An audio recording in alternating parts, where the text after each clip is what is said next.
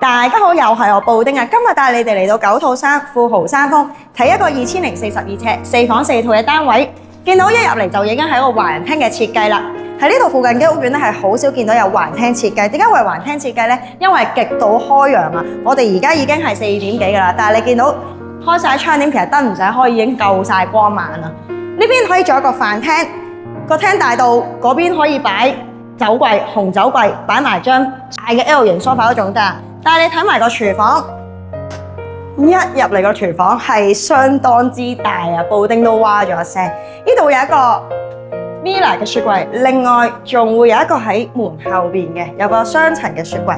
然之後有3個明火爐啦，蒸焗爐全部電器都基本上都一應俱全啦。另外仲會有個矮嘅紅酒櫃喺度。布丁覺得最特別嘅地方就係有個好舒服嘅 L 型位可以喺度食麵啦。再入埋嚟個工人房啦，我覺得超級人道啊！呢個姐姐房除咗會有個窗之外，個洗手間都相當之闊落嘅。好啦，咁我依家 Katie 咧就帶大家睇4間嘅4房套房。首先經過呢度咧會有一個客廁先嘅，而呢個客廁咧都有窗，非常之光猛嘅。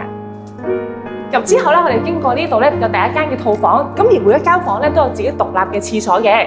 咁而呢一間房咧都係望翻去東南嘅方向。而另外呢一邊嘅套房咧就望翻山景嘅。